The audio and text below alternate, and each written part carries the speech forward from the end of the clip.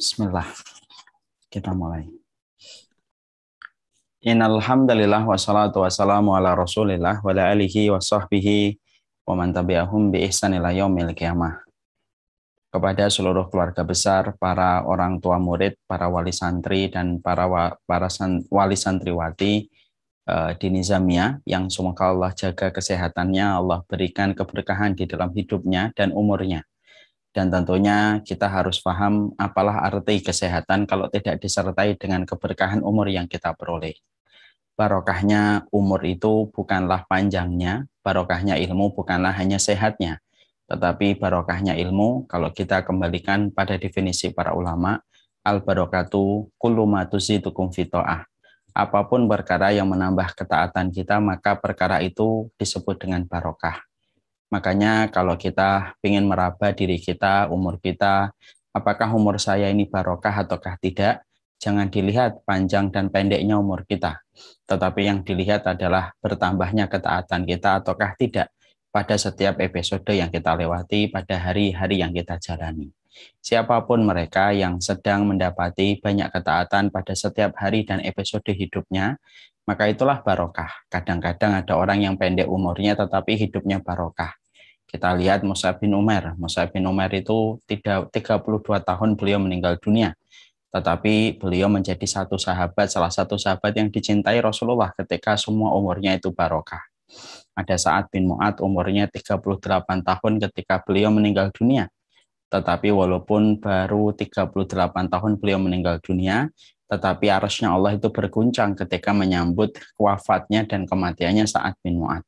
Disitulah kita memahami yang terpenting dari barokahnya umur itu adalah mereka yang senantiasa bertambahnya ketaatan mereka kepada Allah. Ada yang sehat, kadang-kadang tidak barokah, ada yang sakit, terkadang barokah. Bukankah kita sering menjumpai ada saudara kita yang sakit, terbaring, lemah, terbujur di atas tempat tidur, tetapi justru menjadi momentum dia balik kepada Allah. Dia menyesali, dia menangisi dosa-dosanya, dan dia merenungi lembaran-lembaran hitam yang pernah dia lalui dalam hidupnya. Dan itu disebut dengan sakit yang barokah untuknya. Tapi ada pula yang sehat tetapi justru lalai dan lupa serta amnesia terhadap dosa dan kemaksiatan. Dia tidak menambah ketaatan, dia tidak pernah merasa butuh dengan taubat dan istighfarnya dia kepada Allah. Walaupun dia dalam kondisi sehatnya itu merupakan tanda tidak barokahnya ketika sehatnya tidak menambah ketaatan.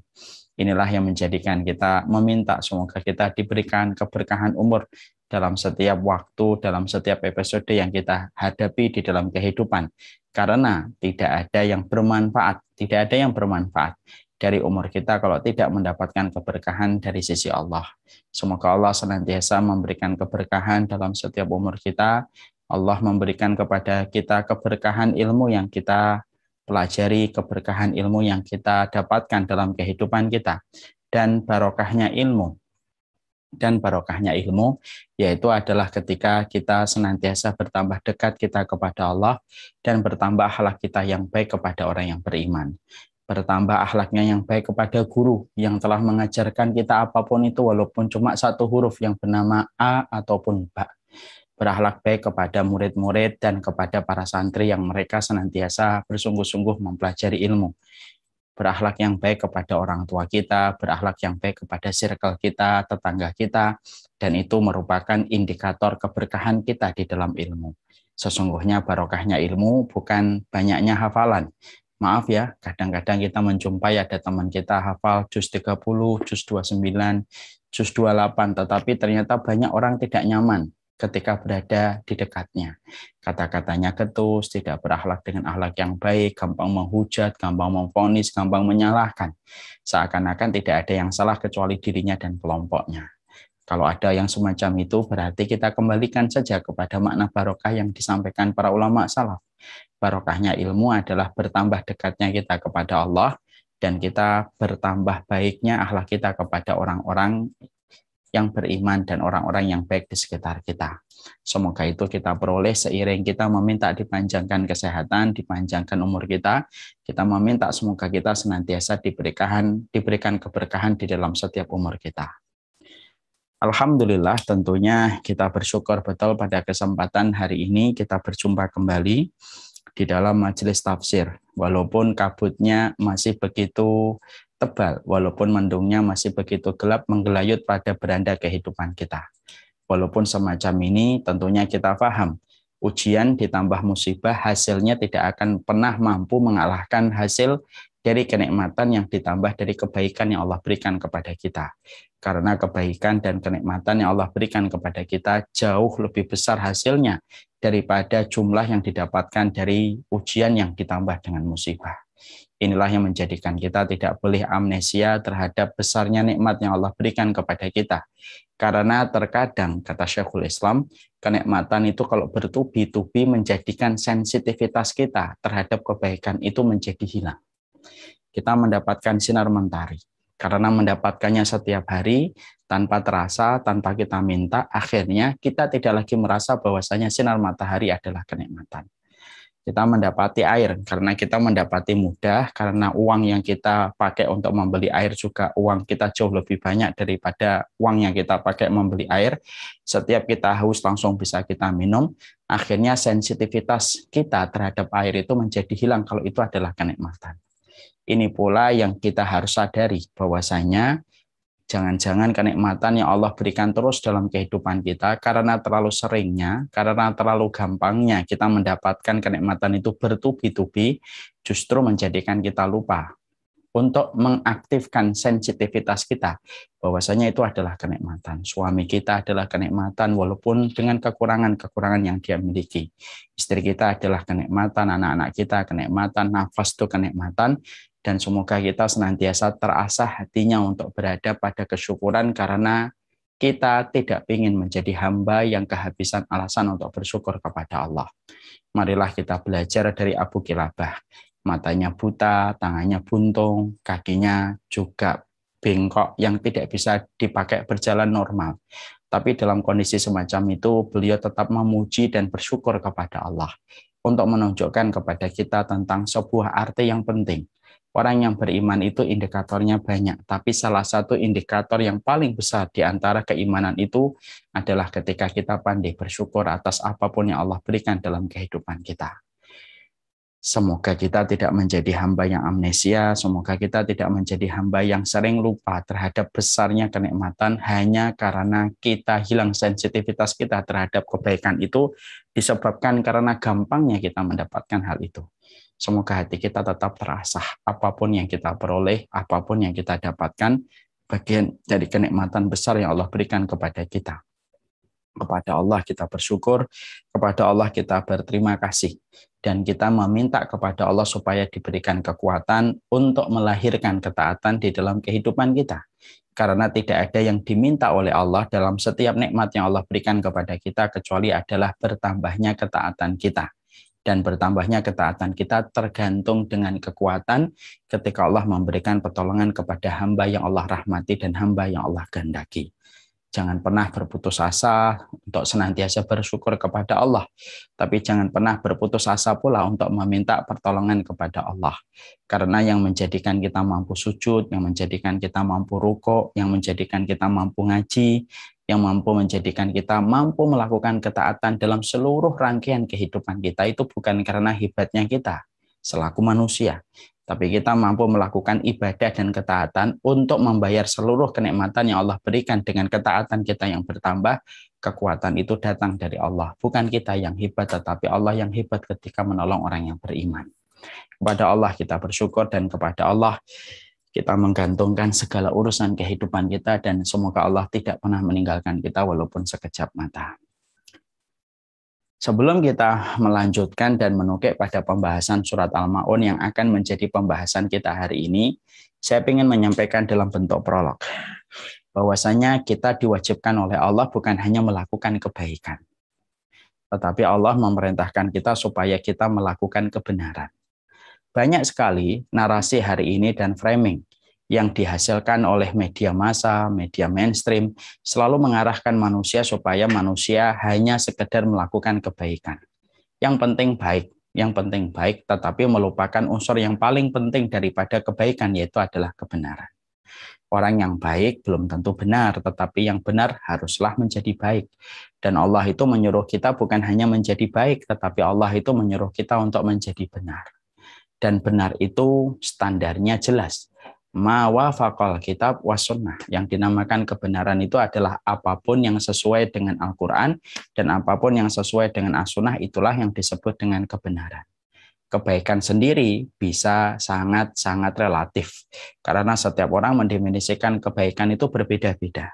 Tetapi kalau kebenaran itu jelas. Bahwasanya definisinya adalah apa yang sesuai dengan kitabullah dan sunnah. Itulah yang dimaksudkan dengan kebenaran. Banyak orang ini ramai yang sekarang mengajak kita untuk melakukan kebaikan. Tetapi ketika mereka melakukan kebaikan, mereka memusuhi kebenaran. Akhirnya mereka cenderung melakukan kebaikan versi mereka, tetapi mereka tidak mau melakukan kebenaran. Karena inilah yang mereka khawatirkan itu akan terjadi. Mereka memusuhi kebenaran walaupun mereka melakukan kebaikan. Ada nggak orang yang melakukan kebaikan tetapi mereka menolak kebenaran? Banyak orang yang melakukan kebaikan menurut versinya mereka, tetapi mereka tidak mau untuk melakukan kebenaran. Padahal kehidupan orang yang beriman, Allah tidak suruh kita hanya serta-merta dan melulu melakukan kebaikan, tetapi Allah suruh kita supaya kita melakukan kebenaran. Itulah maksudnya Allah turunkan Al-Quran, Allah utus kepada kita seorang nabi, supaya kita ini bukan hanya melakukan sekedar kebaikan pada kehidupan kita, tetapi melakukan kebenaran yang merujuk kepada referensi kitabullah dan sunnah. Nah, inilah yang menjadi perhatian besar kita, supaya kita tidak terombang-ambing dengan berbagai macam framing, berbagai macam narasi, bahwasanya yang didewa-dewakan hari ini adalah puncak dari kebaikan saja. Tapi mereka menolak kebenaran. Padahal puncak dalam kehidupan iman itu bukan kebaikan. Puncak dari kehidupan orang yang beriman itu adalah kebenaran, kebenaran yang tidak menghilangkan kebaikan dia selaku manusia. Nah, ini yang kita harus perhatikan. Makanya kalau kita ditanya apakah semua agama itu baik, jawabannya iya. Tapi apakah semua agama itu benar? Enggak. Yang benar itu cuma Islam. Makanya Islam itu yang benar dan yang baik. Yang lain mungkin baik, tapi tidak benar. Yang Islam itulah yang kemudian kita pahami yang baik dan benar. Nah, inilah yang menjadikan kita harus betul-betul memahami. Ini termasuk salah satu hal yang kita harus ketahui. Setelah kita mengetahui bahwasanya Allah itu mewajibkan kita supaya melakukan kebaikan dan kebenaran, tentunya kita harus paham bahwasanya manusia di dalam pusaran kebenaran itu terbagi menjadi 4 kelompok. Yang pertama, tidak pernah mengetahui kebenaran. Mereka nggak pernah sampai kepada kebenaran, apapun hambatan yang menjadikan mereka tidak pernah sampai kepada kebenaran. Bisa jadi referensi mereka salah. Bisa jadi mereka mendapatkan lingkungan yang salah. Bisa jadi mereka mendapatkan informasi yang salah. Atau memang tidak ada upaya dari dia mencari kebenaran. Ini sifatnya adalah banyak orang yang semacam ini. Makanya kita harus paham, mengetahui kebenaran itu sebenarnya mudah atau tidak mudah, Ustaz? Jawabannya simpel. Memahami kebenaran itu mudah. Kenapa? Karena Allah itu zat yang paling tahu bagaimana cara menjelaskan kebenaran kepada manusia. Sambilkan analogi yang sederhana, ibu-ibu. Ibu-ibu tahu ya, kalau ada sebuah dosen, ada sebuah ustadz yang menurut kita pintar, biasanya dosen yang pintar itu menjelaskan materi yang berat itu menjadi ringan. Nah, ini dosen yang pintar. Materi fisika menjadi gampang. Kalau materi kuliah saya dulu usul fikih. Kalau ada yang bisa menyampaikan usul fikih itu gampang dipahami, berarti dia pintar. Maka itu definisi kepintaran. Semakin pintar, semakin gampang dia menjelaskan sesuatu dan kita menganggapnya itu pintar. Kalaulah ada dosen yang pintar, mampu menjelaskan teori yang rumit menjadi sederhana dan mudah dipahami, Allah itu adalah zat yang paling lebih tahu dan paling berilmu daripada manusia bagaimana menjelaskan kebenaran. Sebenarnya kebenaran itu mudah dipahami, karena manusia yang memiliki penyakit yang menjadikan dia tidak bisa memahami kebenaran. Dan kelompok yang pertama ini banyak. Bisa jadi karena gandrung sama dunia, bisa jadi karena gandrung sama hawa nafsu, bisa jadi karena dia terpesona dan terhipnotis dengan kebanyakan orang di atas muka bumi ini, bisa jadi karena dia mendewa-dewakan akal. Semua perkara yang saya sebutkan ini, kata para ulama, menjadi komponen penyebab orang tidak sampai kepada konsep kebenaran. Makanya yang pertama, tidak pernah mengetahui kebenaran. Kelompok yang kedua yaitu adalah yang mengetahui kebenaran. tetapi kemudian dia tidak mampu mengikuti kebenaran. Dia tahu kebenaran, tetapi dia tidak mampu untuk mengikuti kebenaran dan tidak mampu mengamalkan kebenaran, walaupun dia tahu.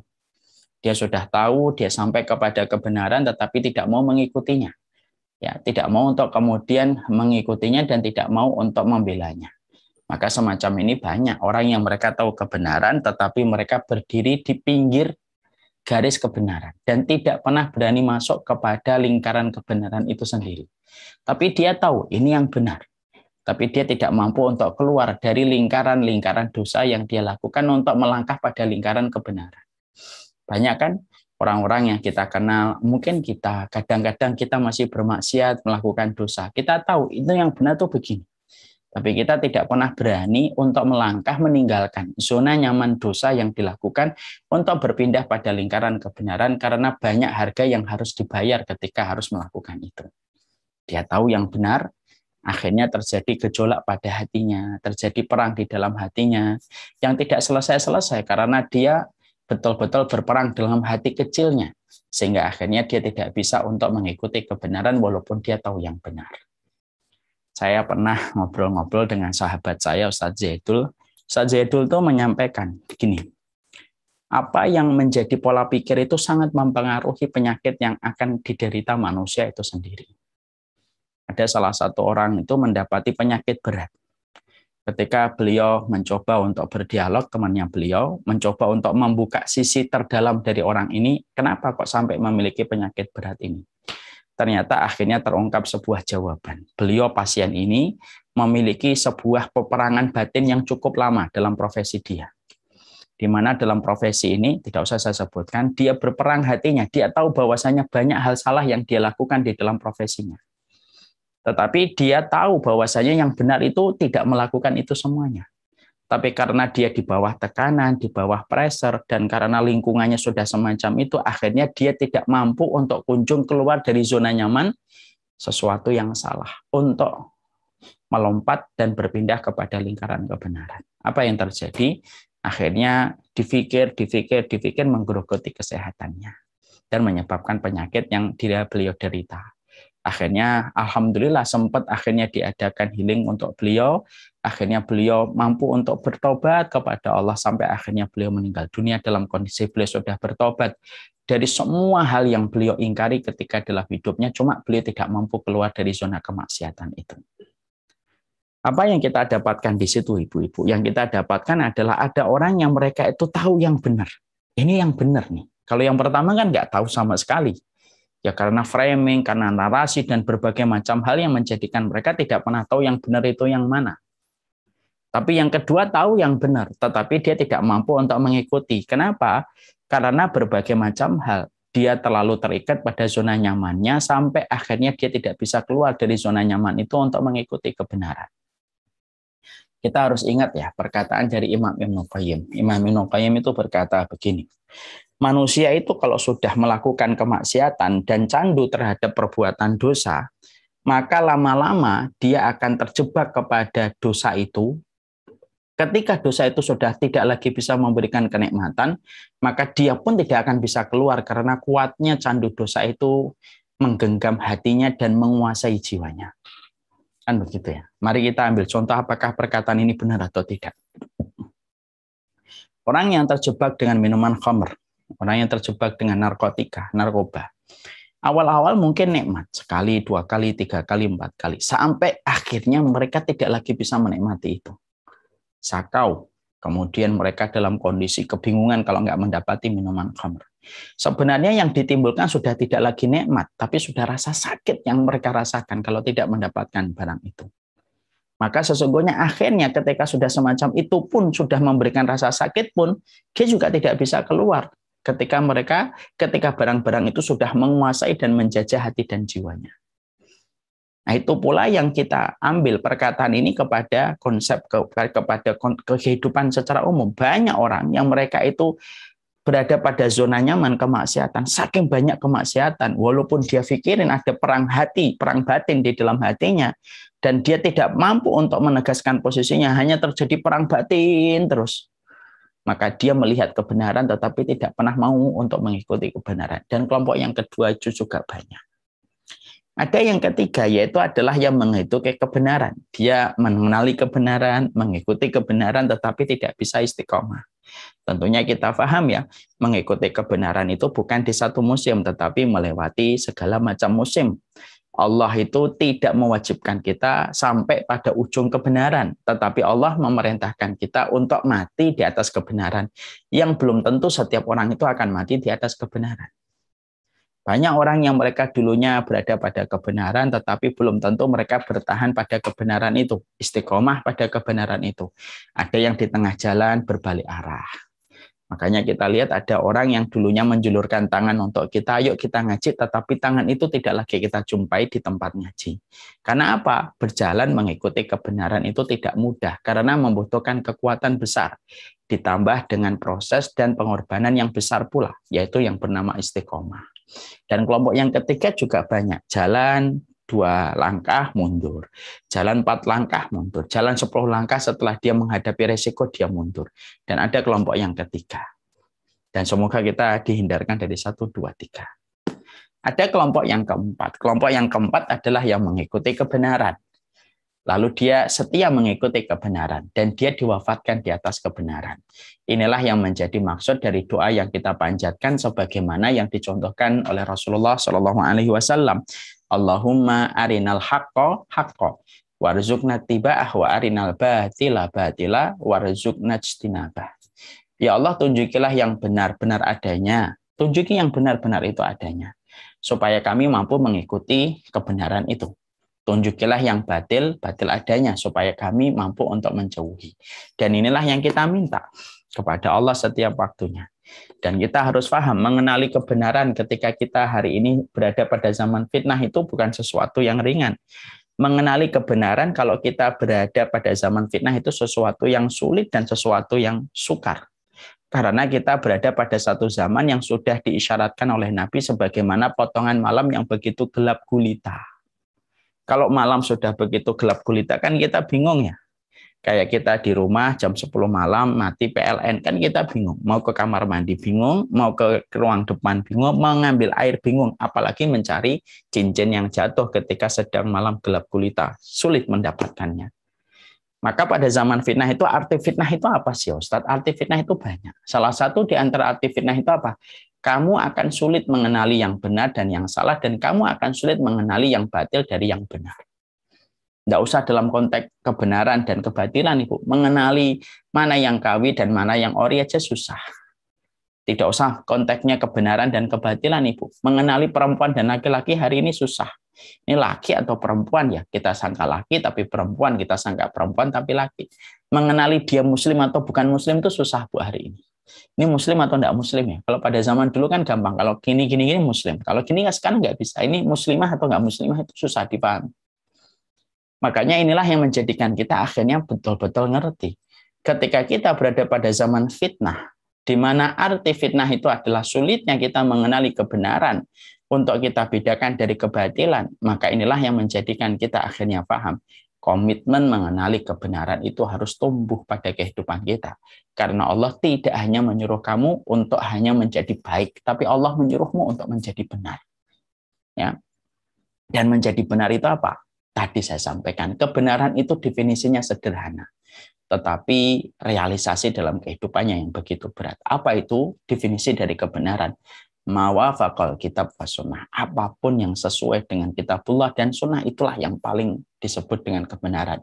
Dan meraih itu merupakan perkara yang berat. Nah inilah yang menjadi mukaddimah kita. Kenapa kita harus mempelajari tafsirnya? Maka kita mempelajari tafsir karena tafsir itu merupakan salah satu referensi yang akan memberikan treatment untuk kita supaya kita sampai pada kebenaran. Dengan tafsir kita tahu apa sih maunya Allah melalui kalam-kalamnya. Dengan tafsir kita akan tahu apa sih petunjuk yang Allah turunkan melalui wahyunya. Makanya kemudian karena kita diwajibkan untuk mencari kebenaran dan tidak hanya diwajibkan untuk melakukan kebaikan, kita belajar tafsir. Kita belajar tafsir. Lalu kemudian kita mengikuti tafsir itu sesuai dengan petunjuknya Allah. Karena siapapun yang telah menjadikan Quran itu imam pada kehidupannya, maka dia akan menjumpai bahwasanya Quran itu akan menyelamatkan ia pada kehidupan alam barzahnya dan kehidupan di akhiratnya.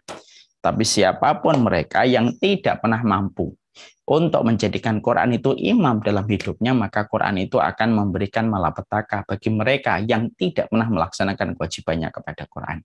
Dan salah satu kewajiban kita kepada Quran, memahami maknanya, mengenali tafsirnya, supaya kita sampai kepada kebenaran yang ditetapkan oleh Allah dan Rasul-Nya. Bukan kebenaran karena kita sedang gandrung terhipnotis dengan apa yang viral di mata manusia. Kebenaran itu bukan apa yang sedang diturunkan oleh nenek moyang kita. Kebenaran itu bukan apa yang ditentukan oleh logika dan akal kita. Kebenaran itu bukan karena jabatan yang mengiringinya atau orang-orang yang kuat ketika mengakui perbuatan itu. Tidak. Kebenaran itu adalah apa yang ditetapkan oleh Allah dan Rasul-Nya. Walaupun sedikit orang yang melakukan. Walaupun tidak menjadi sesuatu yang menjadi turun-temurun. Walaupun tidak disenangi banyak orang. Tapi itulah hakikat dari kebenaran yang kita diwajibkan. Mengenali kebenaran, berjalan di atas kebenaran, mengikuti kebenaran, dan kita diwafatkan di atas kebenaran, dan itulah tiket untuk menjadi selamat dalam kehidupan di akhirat. Makanya mukadimah ini saya tutup sekali lagi. Islam tidak menyuruh kita hanya menjadi baik. Tetapi Islam itu menyuruh kita bagaimana kita menjadi benar. Dan standar kebenaran sesuai dengan kitabullah dan sunnah. Setelah kita mempelajari itu, maka kemudian mari kita buka surat Al-Ma'un. Bagi yang membawa buku, silahkan dibuka halaman 291. Kita tentunya paham bahwasanya kita kemarin sudah membahas ayat yang pertama, ara'aital ladzi yukadzibu biddin. Ya, ayat yang pertama. Ayat yang pertama ini Allah memulai dalam bentuk kalimat pertanyaan. Pertanyaan yang sifatnya tidak membutuhkan jawaban. Karena Allah itu mengajari ilmu kepada setiap hamba-hamba yang beriman terkadang melalui bentuk sighahnya itu di dalam bentuk pertanyaan. Tetapi pertanyaan yang tidak membutuhkan jawaban. Allah menyampaikan, ara'aital ladzi yukadzibu biddin. Apakah kamu tahu siapa yang mendustakan hari pembalasan? Kata ad-din yang kita baca di dalam ayat ini, maka sesungguhnya artinya bukan agama. Walaupun salah satu makna dari kata ad-din, ara'aita itu apakah kamu tidak mengetahui? Siapakah yang mereka mendustakan ad-din? Ad-din itu bukan hanya maknanya agama. Tetapi kita mendapati makna ad-din yang ada di dalam ayat yang pertama surat Al-Ma'un itu artinya ad-din itu adalah hari kebangkitan. Ya, jadi kemudian apakah kita ini pengen tahu nggak siapa orang yang mendustakan hari kebangkitan atau hari pembalasan? Karena ad-din itu disebut dengan pembalasan atau hari kebangkitan.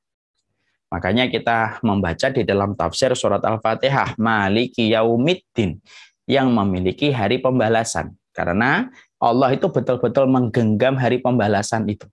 Ya. Kenapa Allah itu mensifati dirinya dengan kata Maliki Yaumiddin yang memiliki hari pembalasan? Karena begini, Bu. Kalau kita di dunia, kita masih bisa untuk kesana kemari ketika kita lari dari apa yang Allah perintahkan. Kalau kita di dunia kan begitu ya. Panas, kita lari menuju ke tempat yang adem. Kita kehujanan, kita lari ke tempat yang kita bisa jadikan berteduh. Kita lapar, kita bisa pergi ke warteg atau padang untuk makan. Kita haus, kita pergi untuk mencari minum, membasahi kerongkongan kita. Itulah kehidupan di dunia. Tapi konteks kehidupan yang semacam ini ketika di dunia tidak akan pernah kita jumpai dalam kehidupan di akhirat. Makanya kalau sudah di akhirat itu Allah betul-betul menggenggam pada hari itu. Sampai kita pun manusia ketika sudah dikumpulkan pada hari pembalasan, yaitu adalah hari kiamat, hari akhirat, kita menggeser kaki pun tidak bisa kecuali diizinkan oleh Allah. Ya. Kita mau bersuara pun tidak bisa kecuali diizinkan oleh Allah. La yatakallamuna illa man adina lahu rahman wa qala shawaban. Tidak ada yang ngomong kecuali yang diizinkan oleh Allah. Karena kuatnya Allah menggenggam kehidupan manusia pada hari akhirat itu, makanya disifati dengan kata Maliki Yaumiddin. Maliki Yaumiddin itu yang menguasai hari pembalasan. Jadi sampai kita urusan geser kaki pun tidak bisa. Sampai ditanya dulu tentang harta kita, tentang amal kita, tentang umur kita. Kita ngomong ini nggak bisa. kecuali kemudian Allah yang mengizinkan. Itulah betapa mengerikannya hari pembalasan. Makanya Allah mensifati dengan kata Maliki Yaumiddin dalam konteks kehidupan di akhirat untuk menegaskan kepada kita. Kalau sudah di akhirat itu kehidupannya tidak lagi sama dengan kultur kebiasaan yang kita lakukan di dunia. Kalau di dunia haus tinggal minum. Hujan kita kemudian menepi ke pohon yang rindang untuk berteduh. Kemudian kita panas, kita pergi untuk kemudian menepi ke tempat yang rindang. Itu kalau di dunia, kalau di akhirat. Makanya Allah mensifati Maliki Yaumiddin. Nah, kata ad-din ini sama dengan kata ara'aital ladzi yukadzibu bid-din. Ada kata-kata ad-dinnya, yaitu adalah hari pembalasan. Kenapa kemudian pertanyaannya adalah, kenapa banyak sekali amal solih yang disifati oleh Allah dan dikaitkan oleh Allah dengan hari pembalasan dan hari akhir?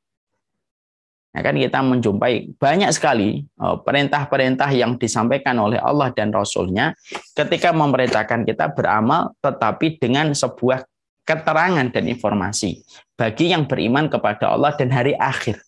Kalau ini kan hari pembalasan.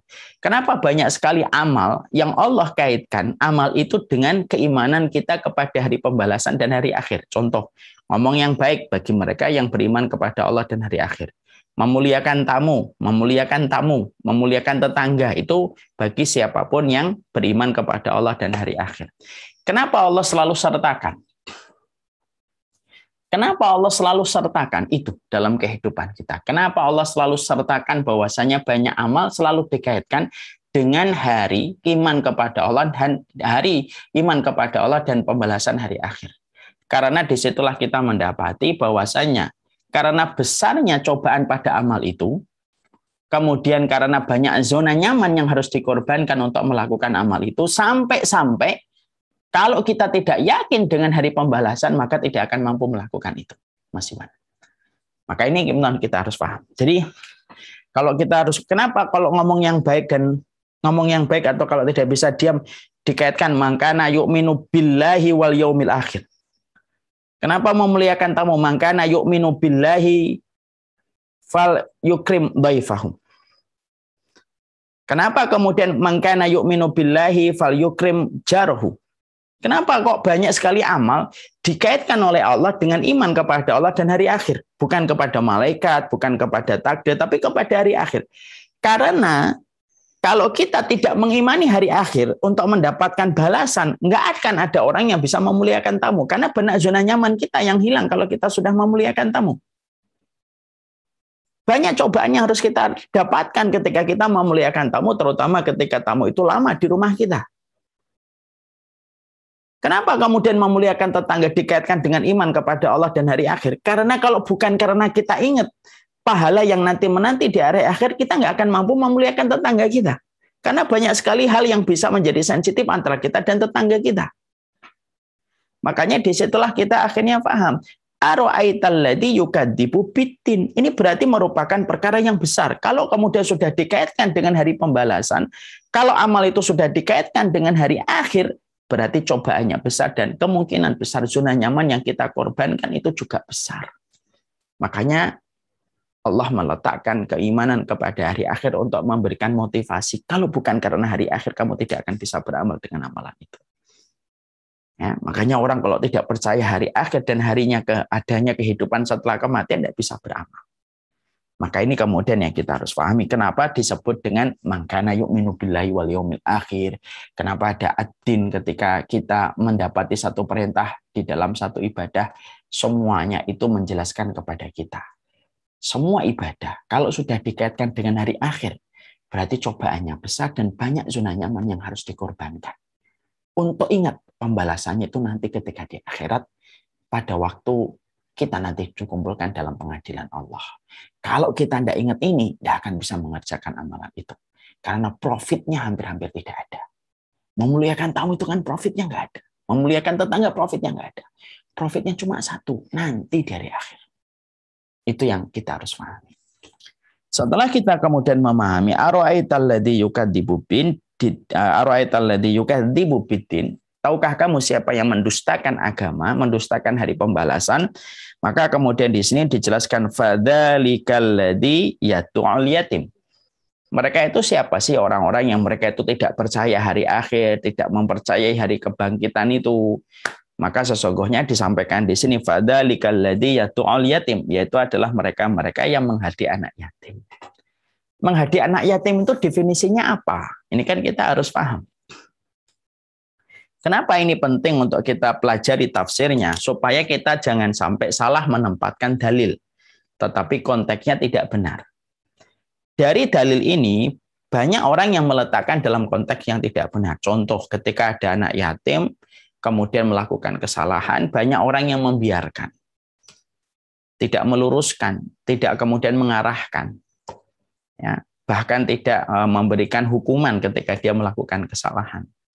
Lalu ketika ditanya, kenapa ini kok tidak dihukum? Padahal pelanggarannya pelanggaran yang berat. Iya, kalau kita hukum nanti termasuk orang yang mendustakan hari akhir. Ara'aital ladzi yukadzibu biddin fadzalikal ladzi yad'ul yatim. Dalilnya benar, tapi konteksnya salah.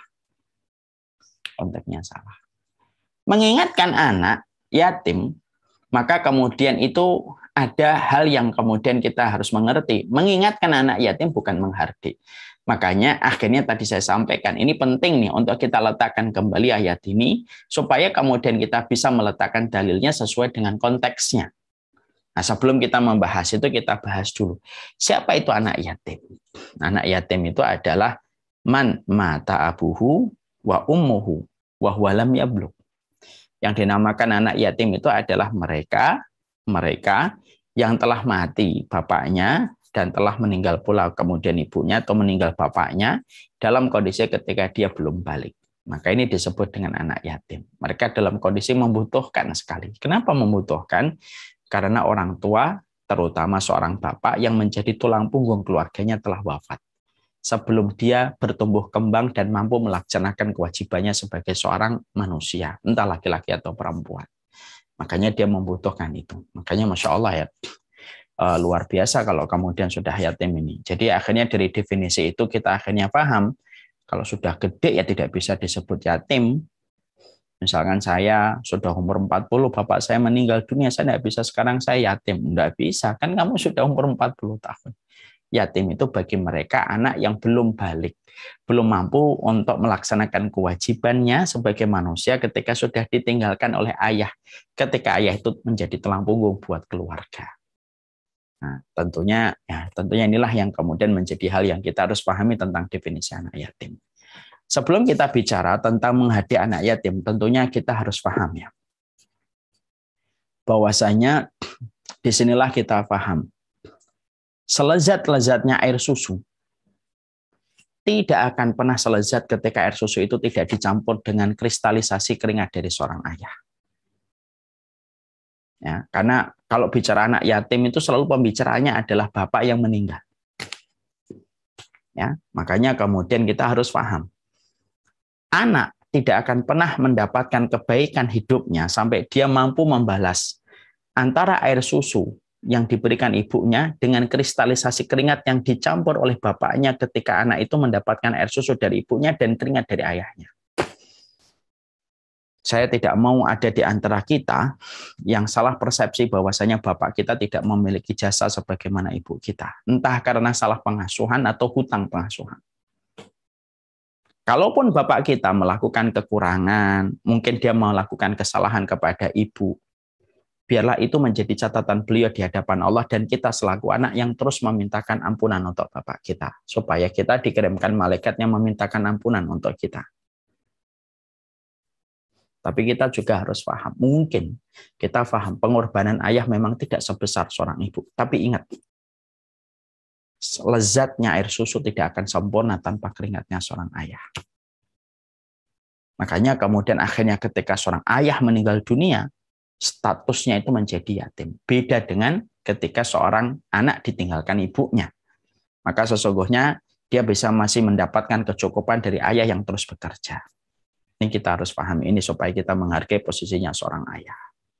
Ini pula yang menjadikan kita akhirnya paham seorang istri yang ditinggalkan oleh suami itu merupakan perkara yang berat. Makanya hati-hati ketika kita sudah melihat bagaimana seseorang yang ditinggalkan oleh suaminya. Jangan dipandang sebelah mata, jangan dibully, karena masyarakat kita sering mendiskreditkan dan menempatkan posisi seorang janda ketika ditinggalkan suaminya dalam posisi dan citra yang kurang baik dan negatif. Ini tidak boleh. Pandangan-pandangan semacam ini tidak boleh dimiliki sama para penuntut ilmu. Ya, karena mereka dalam kondisi betul-betul mendapatkan musibah yang sebenarnya tidak mereka bisa pilih. Mana ada perempuan yang harus berjibaku sendiri ketika harus mengurus keluarganya? Tidak ada. Makanya kemudian kita melihat seorang janda harus pandangannya pandangan ilmu, bukan pandangan orang yang tidak paham ilmu. Apalagi pandangan kita ini infotainment. Saya kadang-kadang sedih ya, banyak para penuntut ilmu, tapi pandangan dia, persepsinya dia, pikirannya dia, dibentuk sama infotainment yang dia sering lihat di dalam sosial medianya. Hati-hati loh Ibu. Melihat sosial media, terutama infotainment, yang kita tidak pernah tahu siapa adminnya, apakah orangnya sholat ataukah tidak, apakah orangnya ngaji ataukah tidak. Lalu kemudian tulisannya merasuk ke dalam pikiran kita. Ingat, pikiran kita ini aset yang paling berharga. Jangan mudah-mudah memasukkan apapun ke dalam pikiran kita ketika kita tahu pikiran kita ini adalah sesuatu aset yang akan bernilai di hadapan Allah. Dan kita ingat, salah satu strateginya setan, ini untuk semuanya. Salah satu strateginya setan itu adalah ketika tidak bisa menjebak kita kepada dosa, maka setan akan menjebak kita kepada perkara-perkara yang tidak ada manfaatnya dalam urusan dunia dan akhirat. Dan ini yang saya khawatirkan. Kalau kemudian kita ikut-ikutan gaya berpikir kita, gaya mengambil kesimpulan kita, narasi yang kita aminkan, tulisan caption yang kita kemudian sukai, ternyata berasal dari infotainment. Yang selama ini mereka tidak ingin mengeruk apapun dari kita kecuali share rating yang mereka peroleh dengan banyaknya orang yang berkomentar terhadap setiap masalah yang mereka munculkan. Dan penuntut ilmu terlalu sia-sia kalau ilmu yang mereka dapatkan akhirnya menjadikan semacam itu. Nah, ini kita harus pahami.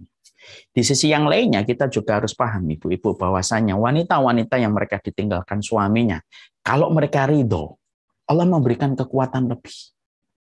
Ibu-ibu pernah melihat ada seorang wanita janda ditinggal suaminya, kemudian ternyata Allah itu kemudian memberikan kekuatan yang besar. Karena kita harus paham, bagi wanita-wanita yang telah ditinggalkan suaminya, Allah kalau menutup satu pintu, maka Allah kemudian membuka dua pintu. Allah kalau mengambil sesuatu dari kita, kalau kita ikhlas, maka Allah menggantinya dengan dua. Bukankah banyak orang yang buta, tetapi dijadikan pendengarannya itu lebih sensitif 2 kali lipat daripada manusia normal. Karena Allah itu kaedahnya, kalau sudah ngambil satu, maka Allah berikan 2 kalau kita ikhlas. Mari kita belajar dari perjalanan bayi. Bayi itu ketika di dalam rahim ibunya, dia mendapatkan asupan makanan itu dari pusar ibunya. Lahir, dipotonglah pusar, cekrek. Putuslah rezekinya. Dan Allah yang mengatur, Allah yang mengarahkan bahwasanya bayi kalau lahir harus diputus pusarnya. Ketika Allah putus satu, Allah ganti 2. Apa yang diganti untuk bayi ketika baru saja diputus dari tali pusarnya? Allah akan jadikan kedua air susu didapatkan dari dada ibunya. Dan Allah jadikan 2 mata air susu untuk seorang anak.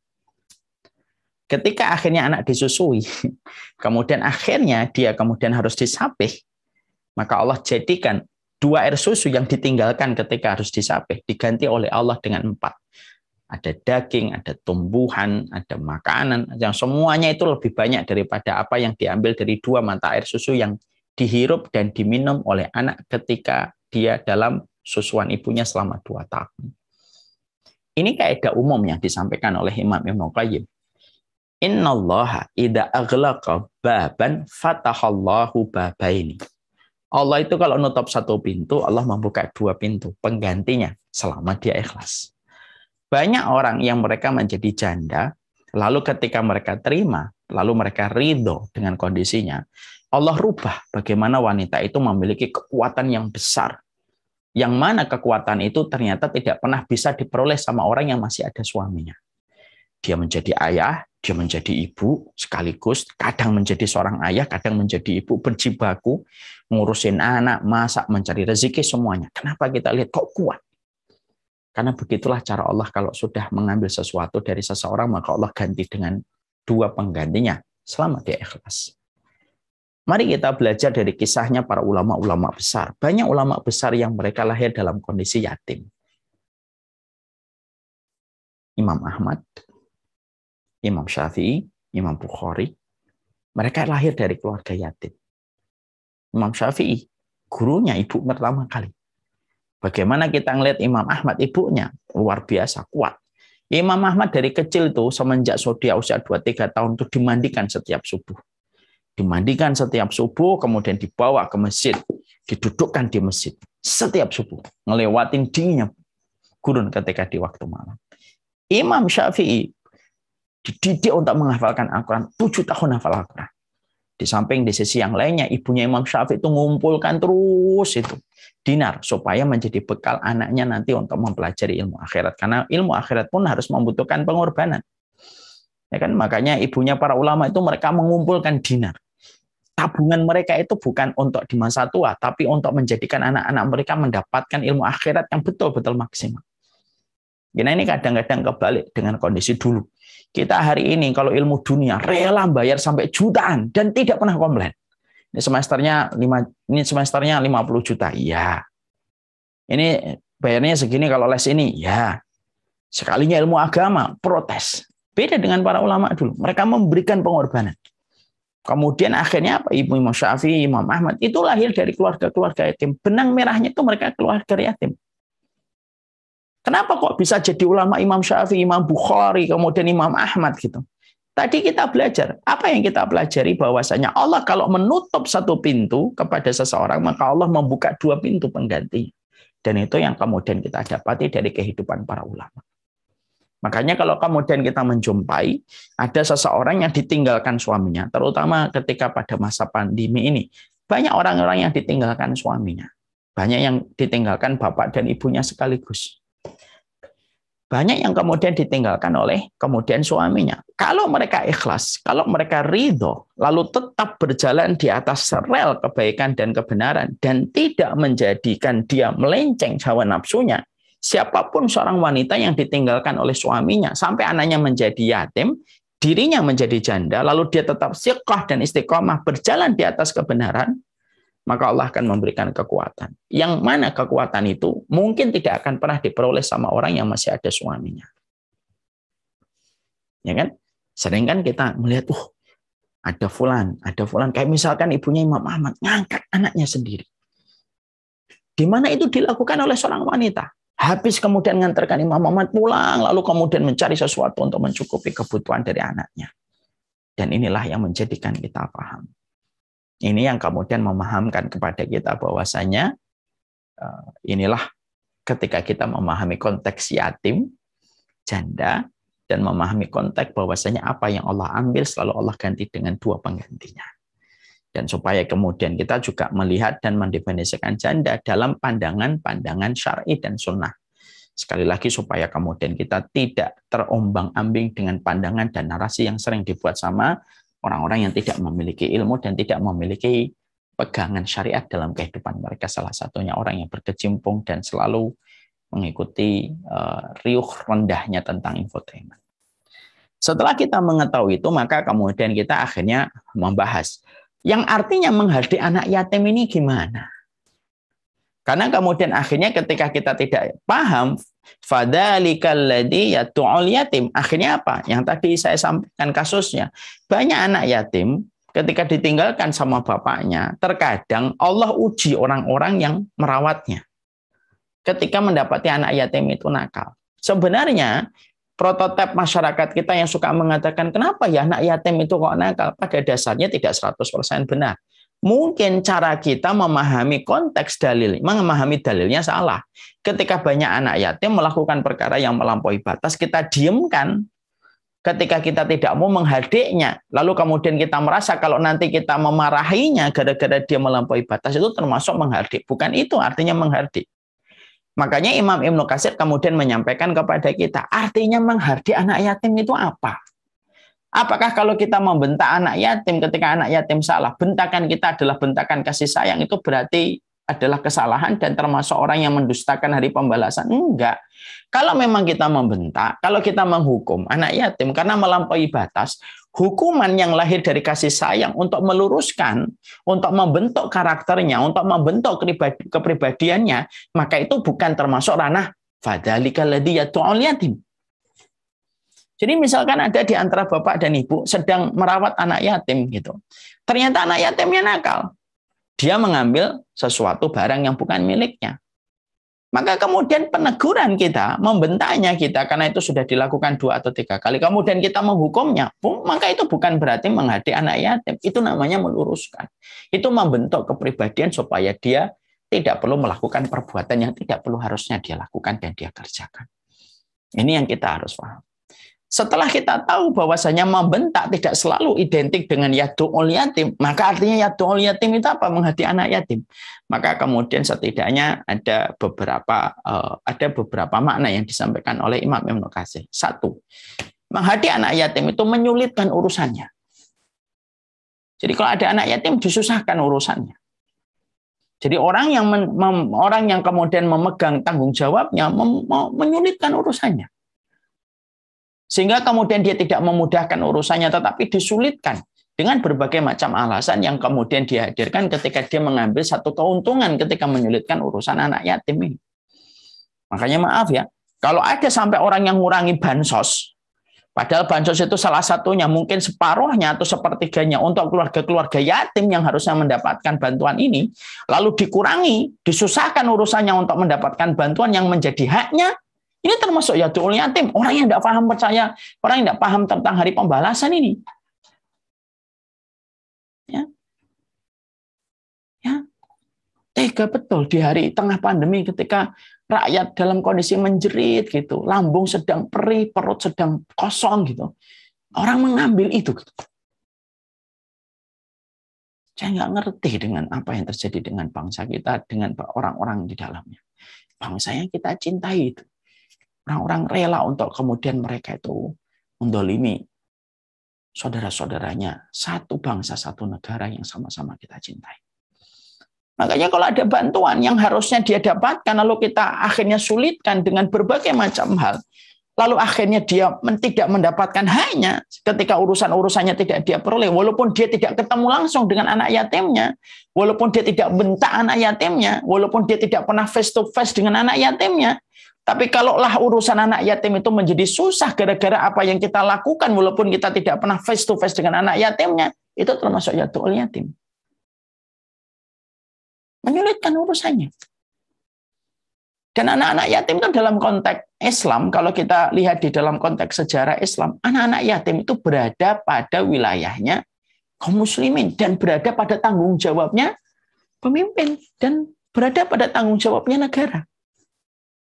Kok Ustaz ngomong gitu? Iya, kita ngelihat nggak Umar bin Khattab radhiyallahu anhu, beliau ketika turba ke rakyatnya, tiba-tiba beliau berhenti pada satu rumah ketika ada tangisan anak-anak, ketika ibunya dalam kondisi sedang masak tetapi tidak masak-masak. Ternyata ibunya dalam kondisi kelaparan, sampai akhirnya yang dimasak cuma batu. Anak-anaknya nangis, lalu kemudian bertanya, kapan masakannya? Matang, Umi. Ibunya mencoba untuk menghibur. Nanti nak, ini belum matang. Udah tidur dulu. Nanti kalau sudah masak, nanti ibu bangunkan. Ini kisah nyata loh, bukan rekayasa. Maka kemudian Umar bin Khattab bertanya kepada ibu itu setelah anak-anak tidur, yang kamu masak apa? Dibuka, ternyata dalam periode itu yang dimasak adalah batu. Karena memang tidak ada lagi yang bisa dimasak. Apa yang dilakukan Umar? Umar langsung pergi, kemudian ke Baitul Mal, kemudian dia bawa gandum, sampai pengawalnya, tidak disebutkan nama pengawalnya, berkata, biarlah aku yang kemudian memikulnya, wahai khalifah, Amirul Mukminin. Maka kemudian Umar bin Khattab berkata, emang kamu siap apa menanggung dosaku nanti di hadapan Allah kalau kamu memikul gandumku ini? Terdiamlah pengawal itu. Digendonglah itu kemudian gandum tersebut diberikan kepada perempuan itu dan perempuan itu memasak dan ketika akhirnya masak dibangunkan anaknya dalam kondisi bergembira. Inilah kewajiban negara. Itu yang kemudian disebut yaitu adalah ini merupakan bagian dari kewajiban. Negara harus hadir untuk anak yatim. Makanya kemudian arti dari fadzalikal ladzi yad'ul yatim itu menyulitkan urusannya. Ya. Yang kedua termasuk diantaranya adalah mendolimi haknya. Yaitu mendolimi haknya. Haknya apa? Hanya mendapatkan pendidikan. Hanya mendapatkan kesehatan. Tapi kemudian semua itu tidak pernah dia lakukan dan tidak pernah dia dapatkan. Siapapun yang menyusahkan, sampai anak-anak yatim tidak mendapatkan haknya untuk menjadi pintar, tidak mendapatkan haknya untuk mendapatkan kehidupan yang selayaknya. Nah, itu termasuk fadzalikal ladzi yad'ul yatim. Jadi arti fadzalikal ladzi yad'ul yatim itu jangan disempitkan maknanya. Ketika ada orang ngomong, "Hei, anak yatim." Bukan hanya itu doang. Itu juga termasuk yad'ul yatim kalau dia itu hanya menghardik tanpa ada tujuan. Pokoknya dia nggak suka aja. Itu namanya yad'ul yatim. Tapi termasuk orang yang yad'ul yatim itu hari ini konteksnya, dia mungkin tidak melihat, mungkin dia tidak menjumpai, mungkin tidak face to face. Tetapi ketika dia mendolimi haknya, apapun haknya, lalu dia tidak dapatkan, maka itu termasuk mendolimi. Sebenarnya Bapak dan Ibu, pada anak yatim itu sudah mendapatkan kecukupan. Kenapa banyak anak yatim tidak mendapatkan kecukupan yang harusnya dia dapatkan? Ada dua penyebabnya. Ada kewajiban yang tidak kita tunaikan. Mungkin zakatnya tidak dibayarkan, infaknya tidak dibayarkan oleh kaum muslimin. Yang harusnya zakat kita, infak kita itu hartanya anak yatim. Atau yang kedua, ada orang yang mendoliminya. Yang harusnya dia dapatkan, bagiannya itu diambil dan didolimi. Makanya saya itu pernah ditanya begini. Saya pernah ditanya gini, Ustadz, ya, kata Ustadz setiap makhluk itu sudah mendapatkan jaminan rezekinya. Betul Pak, betul Pak. Bapak harus yakin itu. Saya belum yakin Ustadz. Saya tanya, kenapa Bapak nggak yakin? Iya, saya lihat itu ada orang yang mati kelaparan. Kalau memang semua itu ada rezekinya, tidak ada lagi kisah manusia itu mati kelaparan di atas muka bumi ini. Saya bilang, Pak, kalau kita membaca ayat Allah, Allah tidak mungkin berbohong. Wa ma min dabatin fil ardi illa 'alallahi rizquha. Tidak ada semua binatang melata yang ada di atas muka bumi ini kecuali Allah yang menjamin rezekinya. Tidak mungkin, Pak. Sampai lubang, sampai ular di dalam lubang pun ada rezekinya. Tapi kalau ada manusia sampai mati kelaparan, itu bukan karena takaran Allah salah. Atau karena dia kelewatan rezekinya. Emang Allah itu kemudian salah? Auditor aja kalau sudah profesional aja minimalisir kesalahannya aja, margin errornya sedikit banget kok. Kalau dia semakin profesional, apalagi Allah. Lah kenapa ada orang yang mati? Ada dua alasan. Orang yang mati kelaparan itu dua. Ada orang-orang di sekitarnya yang tidak melaksanakan kewajiban di dalam hartanya, entah infak atau zakat. Atau yang kedua, ada orang yang mengambil haknya dan mendolimi haknya. Orang kalau sudah melaksanakan kewajibannya, membayarkan zakatnya, membayarkan infaknya, dan yang kedua, tidak ada kedoliman, sesungguhnya tidak ada orang yang mati kelaparan. Tidak ada orang yang mati kelaparan, Pak. Kenapa? Mustahil bagi Allah itu menciptakan kehidupan makhluknya, lalu Allah tidak memberikan kecukupan. Itu mustahil. Padahal Allah sudah menjamin. Wa ma min dabatin fil ardi illa Allahi rizquha. Tidak ada sesuatu yang ada di dalam binatang melata ketika mereka merangkak di atas bumi kecuali Allah menjamin rezekinya. Sama dengan anak yatim. Anak yatim itu sebenarnya tidak ada yang kekurangan. Kecukupan tidak berlebihan. Kecukupan tetap tidak berlebihan. Selama dua ini dipenuhi. Orang tetap membayarkan zakatnya, pengusaha tetap membayarkan zakatnya, dan tidak ada yang mendolimi haknya. Kemudian yang ketiga, termasuk dari fadzalikal ladzi yad'ul yatim apa? Tidak memberikan makan dan tidak berbuat baik kepadanya, membiarkan kelaparan dan lain sebagainya, maka itu termasuk di antara yad'ul yatim. Nah, inilah yang menjadikan kita membahas. Jadi kita akhirnya paham, ara'aital ladzi yukadzibu biddin fadzalikal ladzi yad'ul yatim. Artinya apa? Allah membuka dengan pertanyaan supaya kenapa banyak ayat dibuka dengan pertanyaan? Kalau dibuka pertanyaan itu menjadikan kita penasaran dari apa yang Allah sampaikan. Kalau tiba-tiba saya ngomong sama ibu-ibu, ibu tahu nggak siapa orang hari ini yang begini? Kan ibu langsung siap. Kita langsung sensitivitas langsung kemudian kita hidup. Nah itu pula yang Allah. Kenapa Allah sering sekali membuka ayat dengan kalimat pertanyaan? Supaya menjadikan kita tersadar apa sih yang sedang dibicarakan oleh Allah. Ad-din harinya pembalasan. Kenapa banyak amal dikaitkan dengan hari pembalasan? Karena amal itu kalau tidak ingat hari pembalasan, tidak akan bisa dikerjakan. Cobaannya besar, zona nyaman yang dikorbankan besar. Makanya kalau ada amal, kok dikaitkan sama Allah dengan hari akhir? Berarti kita harus paham, profitnya di dunia tidak ada. Profitnya nanti di akhirat. Ngomong yang baik, memuliakan tetangga, memuliakan tamu. Kan zona nyaman kita terkurangi. Tetapi balasannya sempurna di akhirat kalau kita ikhlas. Yang ketiga, kita harus paham arti yadu'ul yatim itu apa. Arti yadu'ul yatim hari ini bisa jadi dia tidak pernah bertemu dengan anak yatimnya. Bisa jadi dia tersenyum sama anak yatimnya. Tapi ternyata dia termasuk orang yang yadu'ul yatim, menyulitkan, mengambil haknya, tidak pernah berbuat baik untuk memudahkan urusan mereka. Dan ini termasuk yadu'ul yatim. Kewajiban di dalam mencukupi anak-anak yatim itu yang pertama negara. Sebagaimana yang tadi kita lihat dalam fakta sejarah. Yang kedua adalah orang yang beriman, yang ada hidup pada zaman itu, yang hidup pada tempat itu. Ini yang kedua. Kemudian ayat yang ketiga. Bagaimana ayat yang ketiga? Ya, maka kita akan bahas pada kesempatan berikutnya. Wala yahuddu ala ta'amil miskin. Apa itu wala yahuddu ala ta'amil miskin? Apa itu miskin? Apa itu fakir? Sering sekali kalau saya menyebut kata miskin, banyak sekali viewer, banyak sekali santri, jamaah yang ngomong, nggak ada miskin Ustaz. Wa aghna wa aghna, Allah itu mengatakan dalam surat An-Najm, Allah yang mengkayakan, Allah yang mencukupi. Jadi nggak ada miskin Ustaz. Emang nggak ada miskin? Yakin nggak ada miskin? Ayo, mari kita bedah dulu dalam Quran. Ada nggak miskin itu? Miskin itu apa? Kita harus bedah dulu. Apakah miskin tidak ada hanya karena kita berpegang kepada surat An-Najm? Atau bagaimana cara kita menggabungkan pemahaman antara surat An-Najm dengan surat-surat yang lainnya? Insya Allah dalam kajian tafsir kita berikutnya. Wassalamualaikum warahmatullahi wabarakatuh. Walhamdulillahirabbil alamin. Alhamdulillahirabbil alamin. Terima kasih banyak Pak Ustadz. Mungkin saya langsung memberikan kesempatan kepada para peserta yang ingin bertanya langsung, boleh Pak Ustadz ya? Silakan Ibu. Ya, para peserta yang mau bertanya langsung bisa raise hand.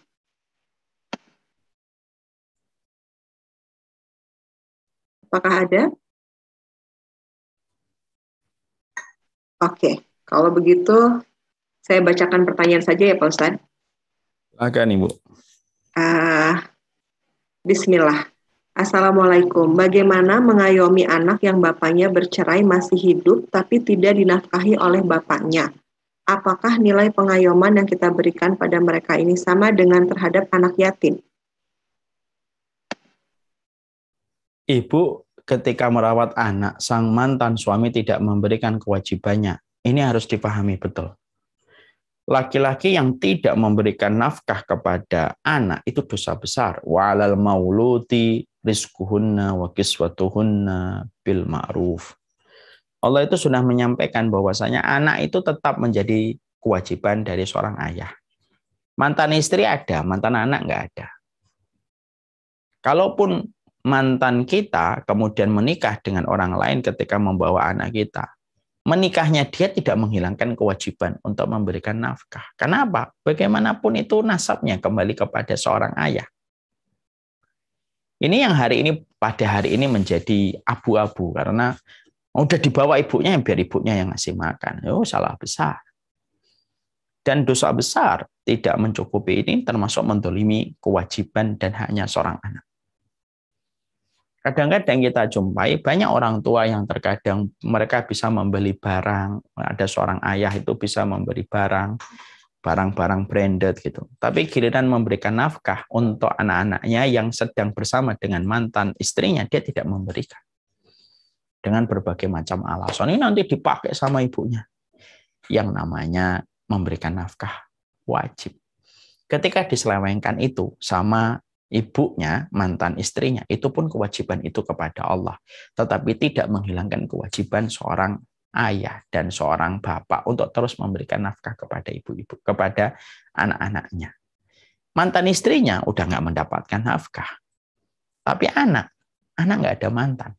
Mantan istri ada, mantan anak nggak ada. Nah, problemnya masyarakat kita itu adalah ketika mereka sudah berpisah, tidak memperhatikan bagaimana masalah nafkahnya. Dan ini dosa besar. Jangan dianggap remeh. Dosa besar. Karena apa? Sama anak yatim aja kita tidak mencukupi, hanya aja sudah Ara'aital ladzi yukadzibu biddin fadzalikal ladzi yad'ul yatim. Ini sama anak yatim. Yang konteksnya tidak satu nasab dengan kita. Lu apalagi yang nasabnya dengan kita. Ini kita harus luruskan ini untuk bapak-bapak ini. Boleh misalkan bahwasanya harus terjadi perceraian. Dan kita paham ya, perceraian itu terkadang menjadi solusi dari pahitnya kebuntuan setiap masalah yang didapatkan. Makanya perceraian itu terbagi menjadi 4 hukum. Ada yang hukumnya haram, makruh, sunnah, wajib. Kapan itu perceraian itu hukumnya haram? Kalau tidak punya alasan syar'i untuk berpisah. Yuk cerai yuk, kenapa?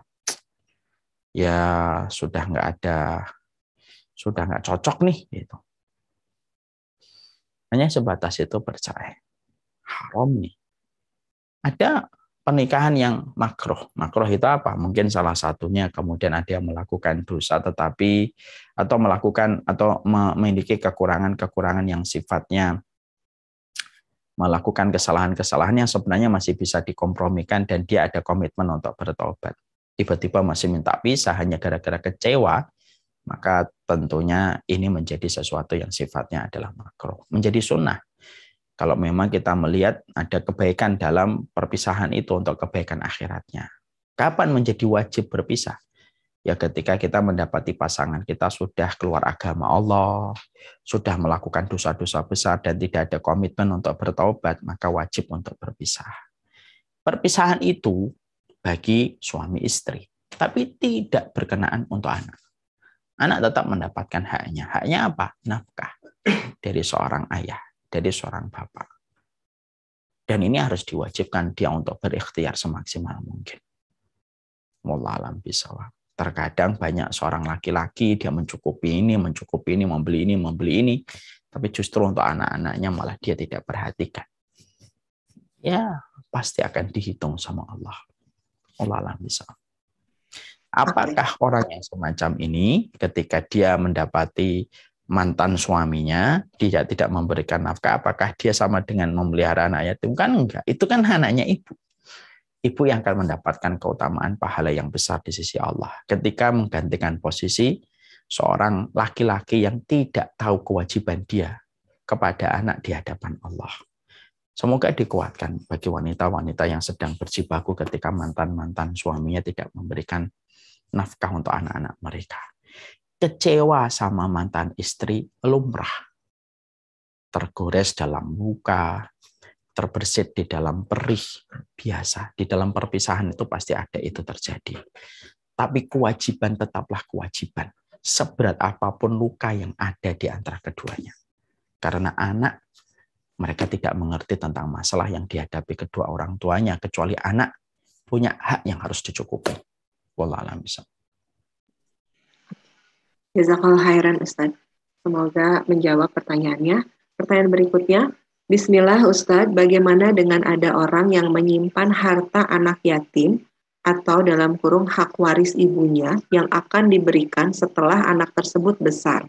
Namun, sampai besar, saudara yang menyimpan waris tersebut jatuh bangkrut usahanya dan hartanya tidak bisa diberikan. Bagaimana hukumnya, Ustadz? Hukumnya dosa. Kalau dia sudah kemudian menyimpannya dan mengelolanya di dalam bisnis, itu adalah hutang. Karena itu bukan hartanya.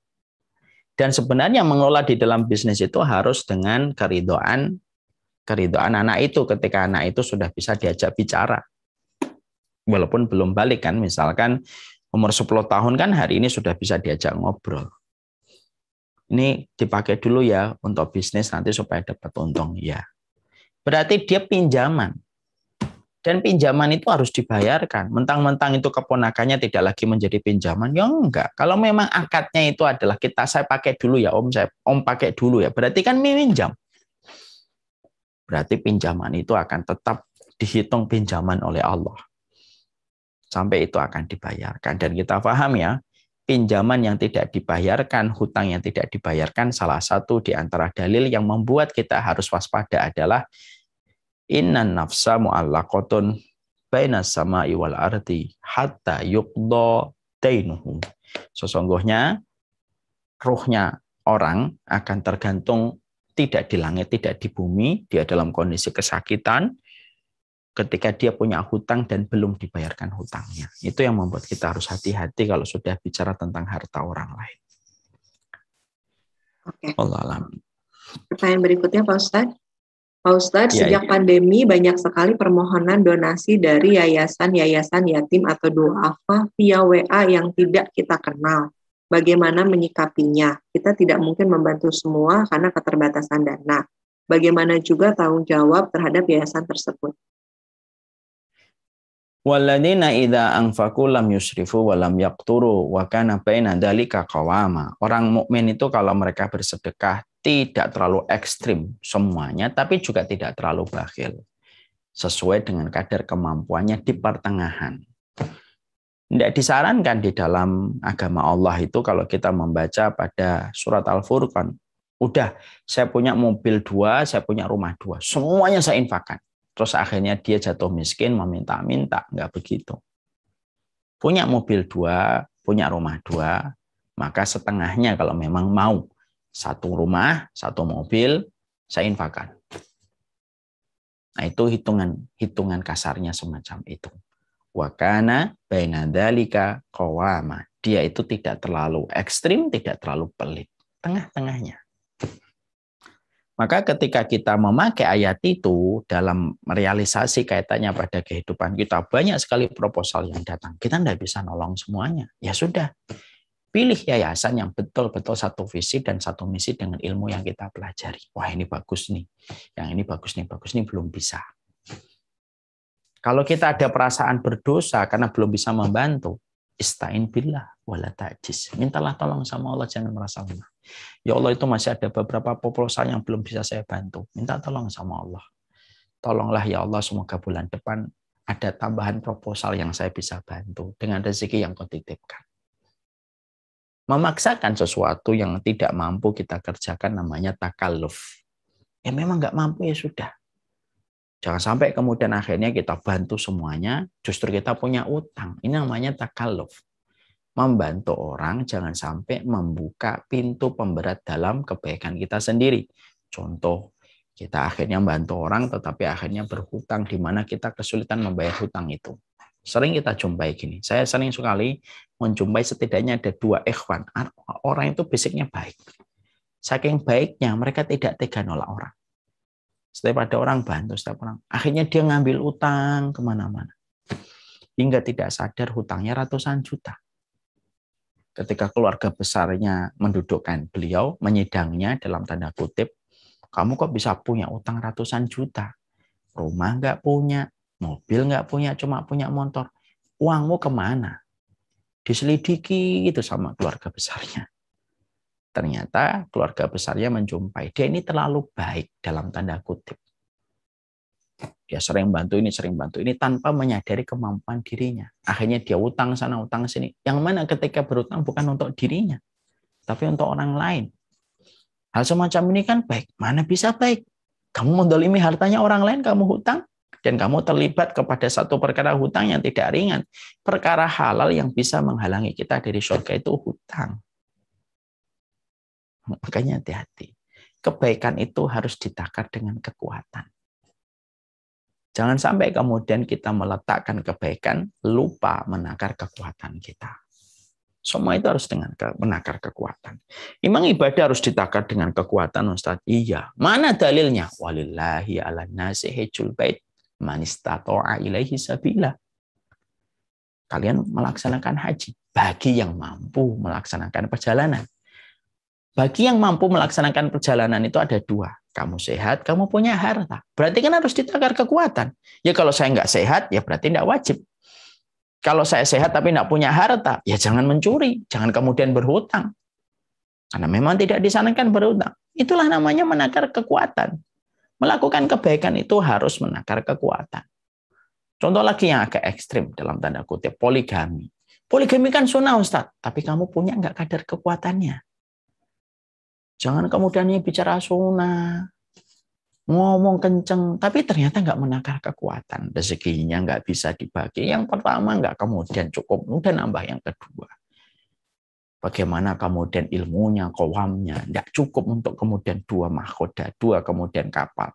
Ya tidak bisa. Semua itu harus tergantung sama kekuatan. Nah itu yang kita harus paham. Allah bisawab. Haji dan poligami mengajarkan kepada kita bahwasanya kebaikan itu harus ditakar dengan kekuatan kita.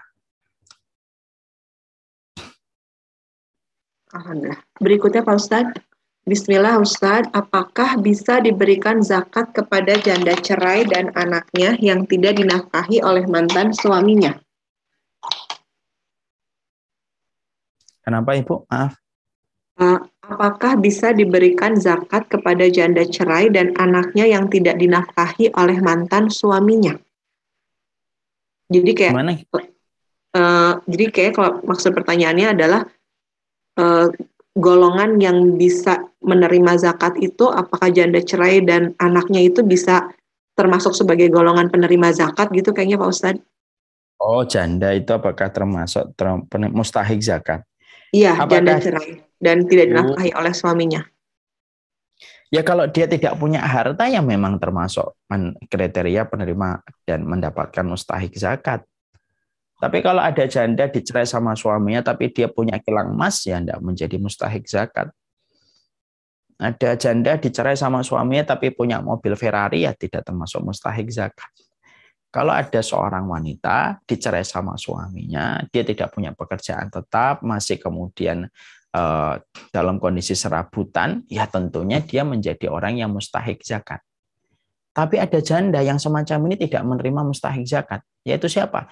Janda ditinggal sama suaminya tidak melakukan kewajiban lalu berbisnis. Lalu misalkan dia jualan kosmetik online.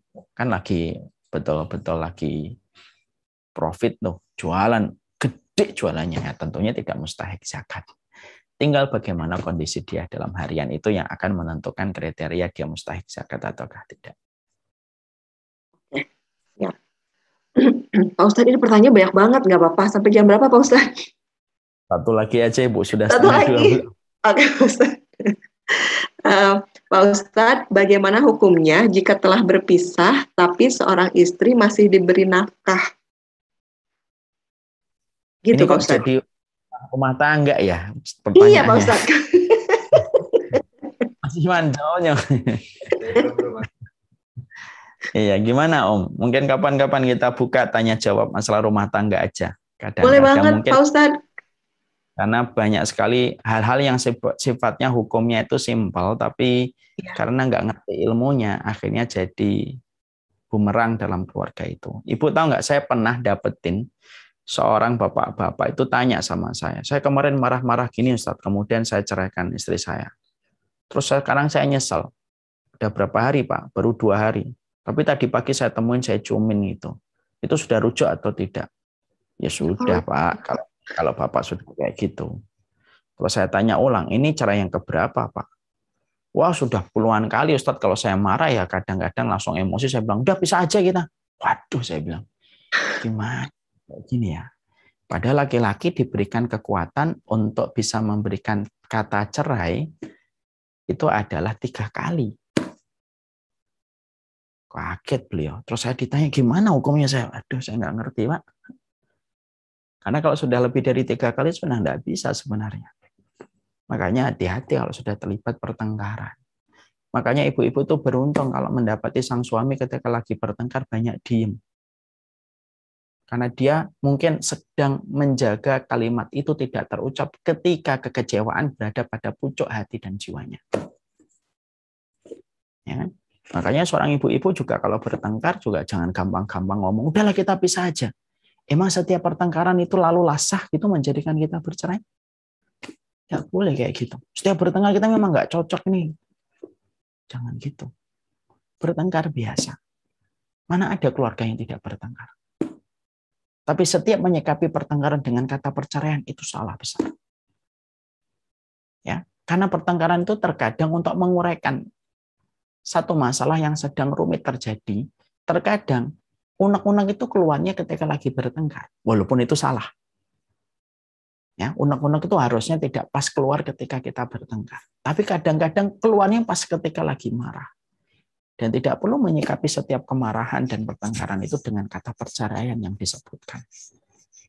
Nah, itulah salah satu contoh-contoh kecil hukum-hukum di dalam Islam yang terkadang kita tidak mempelajarinya. Karena banyak orang ketika sebelum menikah, siap hatinya, tetapi tidak siap ilmunya. Kenapa nikah? Saya sudah jatuh hati sama dia. Yang dibicarakan hatinya dulu, bukan ilmunya dulu. Kalau hatinya melompati ilmu, akhirnya ketika hatinya lagi kecewa, tidak siap bagaimana jawaban ilmu atas kekecewaan hatinya. Padahal urutannya kalau kita menikah itu ilmu dulu, baru hati. Ilmunya disiapkan, hatinya dibuka. Nah, ketika ilmu sudah didapatkan, hati dibuka, ketika kemudian akhirnya mendapatkan hati yang tertaut dalam pernikahan, maka ilmu akan mengarahkan dan ilmu akan mengendalikan. Nah, itulah seharusnya yang menjadi pegangan kita. Tapi ya, nah, inilah yang kemudian kita harus kerjain. Moga-moga kita sering bertambahnya ilmu pada kehidupan kita. Allah alam bisawab, Ibu. Oke. Betul ya Pak Ustadz, ditunggu janjinya untuk kajian selanjutnya. Insya Allah, moga-moga Insya Allah, alhamdulillah. Soalnya ini mohon maaf sekali kepada seluruh peserta, masih banyak pertanyaan yang tidak bisa dibacakan. Insya Allah tadi sesuai dengan janji. Mudah-mudahan dapat jadwalnya Ustadz Umar Mita. Dalam waktu dekat kita akan membuka kajian khusus soal tanya jawab membahas rumah tangga. Begitu Pak Ustadz ya? Insya Allah tanya jawabnya ya, berarti ya ya. Iya, tanya jawab Ustadz ya. Alhamdulillah wa syukurillah, jazakallah khairan atas ilmunya Ustadz Umar Mita. Hari ini kita sudah mendapat ilmu membahas tafsir surat Al-Ma'un, membahas tentang 4 golongan manusia menegakkan kebenaran, dan membahas tentang banyak kasus rumah tangga dan anak yatim. Sekian kajian hari ini. Mohon maaf apabila ada kesalahan dan kekurangan. Ibu, boleh kita share video, Ibu? Boleh banget Pak Ustadz. Monggo. Video Syamilah Series yang kita akan selenggarakan bulan Desember. Kajian tentang bagaimana mempelajari sepak terjang orang durjana pada kehidupannya, matinya, di alam barzahnya, sampai bagaimana kondisinya ketika disidang dan dicemplungkan ke dalam neraka. Supaya timbul rasa takut kita, karena rasa takut itu harganya mahal. Rasa takut itu bermuara pada surga. Dan rasa takut itu tidak bisa didapatkan secara organik, tetapi dikaji dengan ilmu dan referensi. Mari kita lihat teasernya di berikut. Ya ilahal wujud, qad sa'imtul quyud, kabbalatni dhunub, wa malaltul khutub. Anta rabbun rahim,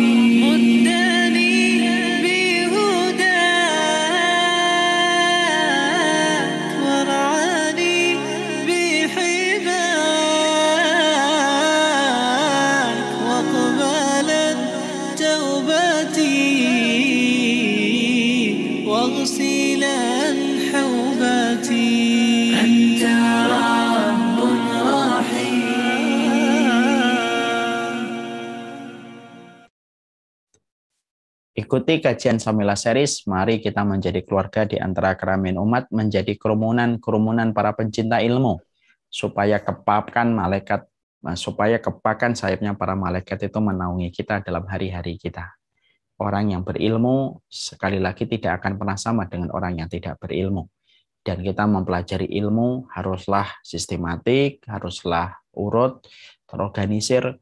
Karena mempelajari ilmu bukanlah satu loncatan dari tema ke tema berikutnya tanpa ada sistematika di dalam kita belajar. Itulah yang coba dikembangkan oleh Syamilah Series, berpijak kepada apa yang diajarkan para salaful ummah yang selalu mengajarkan ilmu secara runut dan sistematik. Kami dalam setiap kajian Syamilah Series mempelajari satu kitab dari halaman pertama sampai halaman yang terakhir, supaya tersistematik apa yang kita pelajari dalam memahami urusan akhirat yang menjadi peringatan dalam kehidupan kita. Ikuti The Day After You Day, insya Allah di bulan Desember. HTM-nya kita pakai untuk semua kepentingan dakwah, membangun semua yang terbaik dan maksimal, supaya tempat-tempat dakwah tidak boleh kalah dengan media mainstream yang hanya menyiarkan kemaksiatan dan dosa.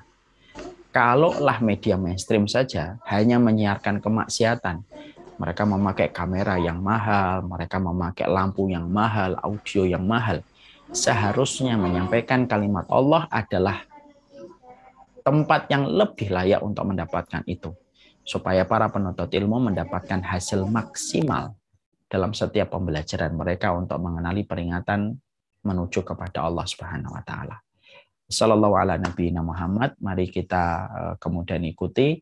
Bagi yang berkenan untuk mengikuti, silahkan dilihat pada kolom chatnya. Bagi yang pengen memberikan hadiah, infak, hadiah untuk teman-teman atau bagi para penuntut ilmu yang belum bisa mengikuti, silahkan juga bisa untuk bergabung dan memberikan kontribusi. Semoga kita menjadi kerumunan pencinta ilmu, menjadi keluarga di antara keramaian umat, bermula dari taman ilmu, bermuara pada taman surga. Jazakumullah khair kepada Sekolah Nizamiyah dan seluruh para pengurusnya yang luar biasa. Semoga Allah senantiasa memberikan kebaikan dalam setiap urusan kehidupan kita. Wassallallahu ala nabiyyina Muhammad. Subhanakallahumma wa bihamdika. Asyhadu an la ilaha illa anta astaghfiruka wa atubu ilaik. Assalamualaikum warahmatullahi wabarakatuh.